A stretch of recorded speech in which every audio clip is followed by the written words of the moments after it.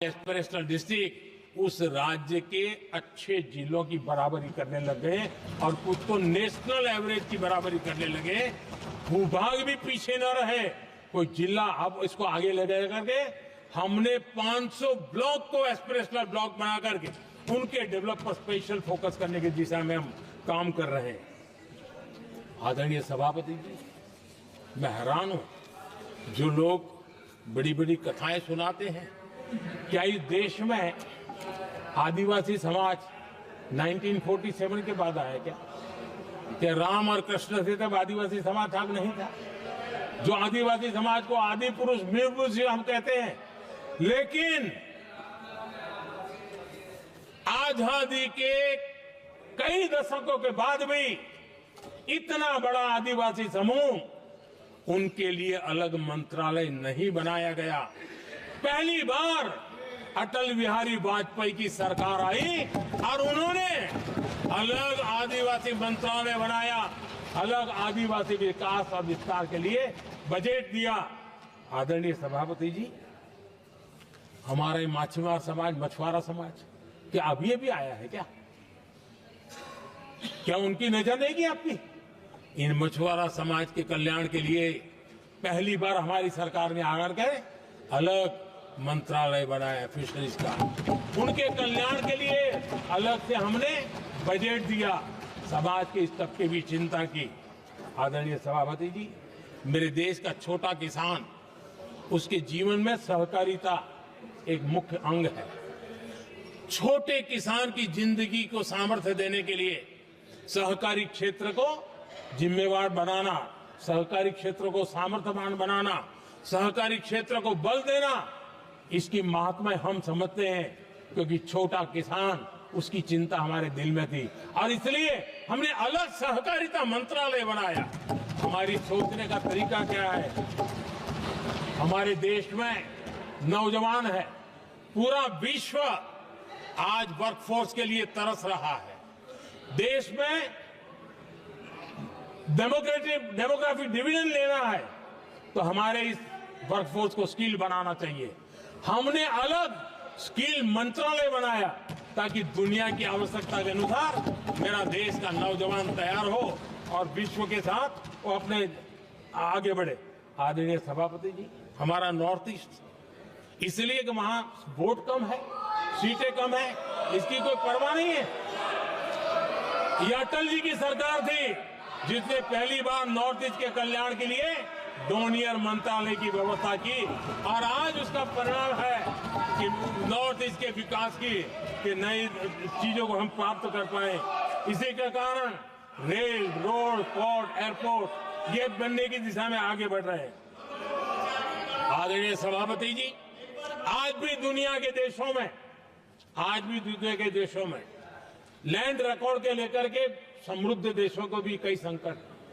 हमने गांव के हर सामान्य व्यक्ति को अपना लैंड रिकॉर्ड, उसके घर की मालिकीन का हक के कागज नहीं है, उसके गांव उसको बैंक से लोन चाहिए हो, कहीं बाहर जाए तो कोई कब्जा कर ले, एक स्वामित्व योजना बनाई और देश के गांव के ऐसे समाज के दबे कुचले लोगों को वो कागज हम दे रहे हैं जिसके कारण उसका मालिकी हक बन रहा है। वो स्वामित्व योजना एक बहुत बड़ा दिशा दे रहा है।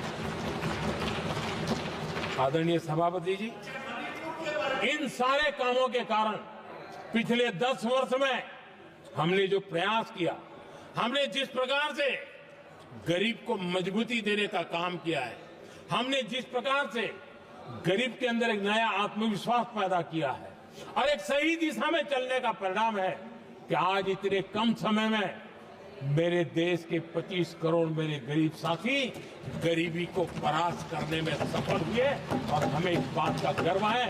और मैं संविधान निर्माताओं के सामने सर झुका करके कहता हूं, जो संविधान हमें दिशा दे रहा है उसके तहत मैं ये काम कर रहा हूं। और मैंने, आदरणीय सभापति जी, जब हम सबका साथ सबका विकास की बात करते हैं, वो नारा नहीं है, वो हमारे आर्टिकल ऑफ फेथ है। और इसलिए हमने सरकार की योजनाएं भी बिना भेदभाव को चलाने की दिशा में काम किया है और संविधान हमें भेदभाव की अनुमति नहीं देता है। और इसलिए हमने आगे चल करके कहा है सैचुरेशन, जिसके लिए जो योजना बनी है उसका लाभ उन लाभार्थी को 100% लाभार्थी को मिलना चाहिए।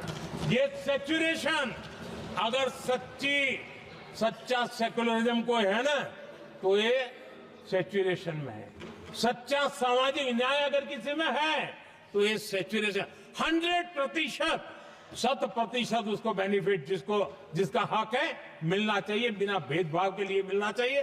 तो ये भाव लेकर के हम सच्चे सेकुलरिज्म को और सच्चे सामाजिक न्याय को लेकर के जी रहे हैं। आदरणीय सभापति जी, समाधान की हमारे एक और स्पिरिट भी है और हमारे देश को दिशा देने का माध्यम, देश को का चालक बल के रूप में राजनीति केंद्र में रहती है।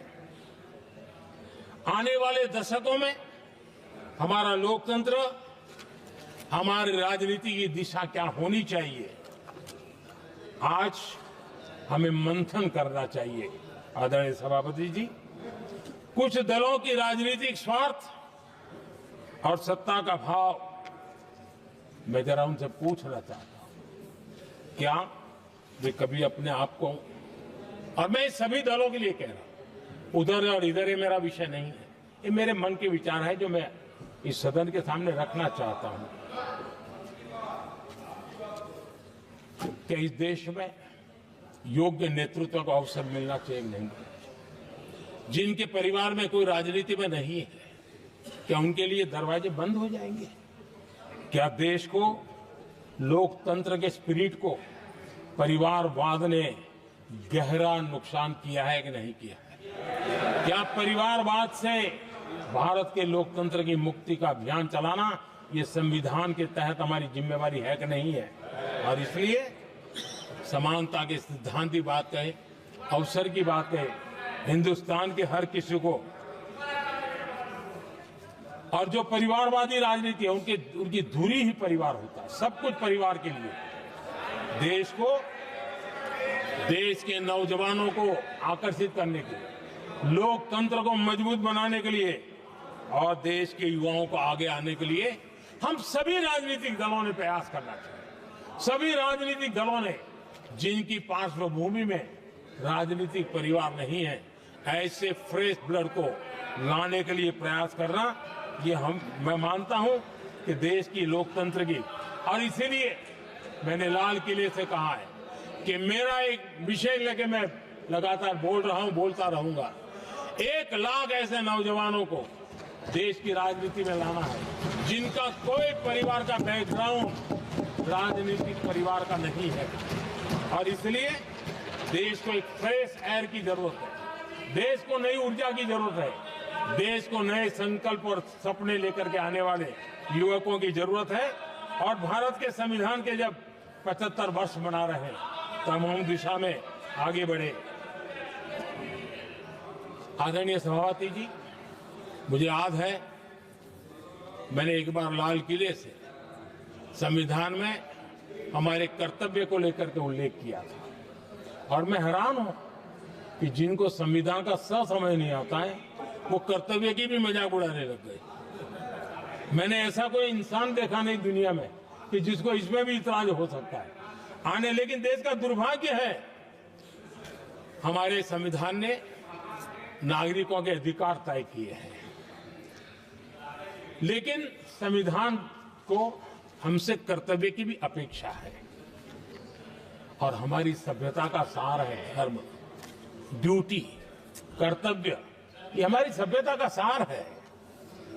और महात्मा गांधी जी ने कहा था, महात्मा जी का कोट है, उन्होंने कहा था, मैंने ये अपनी अशिक्षित लेकिन विद्वान मां से सीखा है कि हम अपने कर्तव्यों को जितना अच्छे से निभाते हैं उसी से अधिकार निकल करके आता है।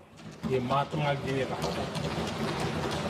मैं महात्मा जी की बात को आगे बढ़ाता हूं और मैं कहना चाहूंगा, अगर हम अपने मौलिक कर्तव्यों का पालन करें तो कोई भी हमें विकसित भारत बनाने से नहीं रोक सकता। संविधान का 75वां वर्ष कर्तव्य के प्रति हमारे समर्पण भाव को, हमारी प्रतिबद्धता को और ताकत दें। देश कर्तव्य भावना से आगे बढ़े, ये मैं मानता हूं समय की मांग है। आदरणीय सभापति जी, भारत के भविष्य के लिए संविधान के स्पिरिट से प्रेरित होकर के मैं आज इस सदन के पवित्र मंच से 11 संकल्प सदन के सामने रखना चाहता हूं। पहला संकल्प है, चाहे नागरिक हो या सरकार हो, सभी अपने कर्तव्यों का पालन करें। दूसरा संकल्प है, हर क्षेत्र, हर समाज को विकास का लाभ मिले, सबका साथ, सबका विकास हो। तीसरा संकल्प है, भ्रष्टाचार के प्रति जीरो टॉलरेंस हो। भ्रष्टाचारी की सामाजिक स्वीकार्यता न हो। भ्रष्टाचारी की सामाजिक स्वीकार्यता न हो। चौथा संकल्प है, देश की विरासत पर गर्व हो। छठा संकल्प, देश की राजनीति को परिवारवाद से मुक्ति मिले। सातवां संकल्प, संविधान का सम्मान हो।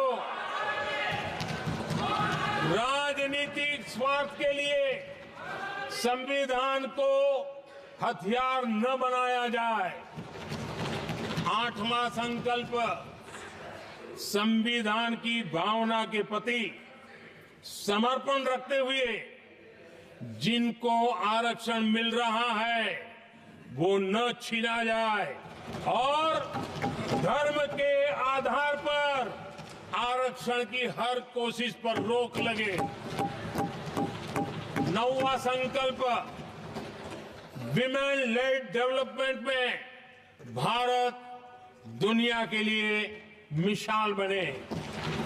10वां संकल्प, राज्य के विकास से राष्ट्र का विकास, ये हमारा विकास का मंत्र हो। 11वां संकल्प, एक भारत श्रेष्ठ भारत का ध्येय सर्वोपरि हो। आदरणीय सभापति जी, इसी संकल्प के साथ हम सब मिलकर के अगर हम आगे बढ़ते हैं तो संविधान की जो निहित भावना है, वी द पीपल, सबका प्रयास, हम इसी मंत्र को लेकर के आगे चले और विकसित भारत का सपना इस सदन में बैठे हुए सबका तो होना ही चाहिए। 140 करोड़ देशवासियों का सपना जब बन जाता है और संकल्प लेकर के जब देश चल पड़ता है तो इच्छित परिणाम लेकर के रहता है। मेरा 140 करोड़ देशवासियों के प्रति मेरी अपार श्रद्धा रही है। उनके सामर्थ्य पर मेरी श्रद्धा है, देश की युवा शक्ति पर मेरी श्रद्धा है, देश की नारी शक्ति पर मेरी श्रद्धा है। और इसलिए मैं कहता हूं कि देश 2047 देश जब आजादी के 100 साल मनाएगा तो विकसित भारत के रूप में मनाएगा। इस संकल्प के साथ आगे बढ़े। मैं फिर एक बार इस महान पवित्र कार्य को आगे बढ़ाने के लिए सबको शुभकामनाएं देता हूं और मैं आदरणीय सभापति जी, आपने समय बढ़ाया इसके लिए मैं आपका बहुत बहुत आभार व्यक्त करता हूं। बहुत बहुत धन्यवाद।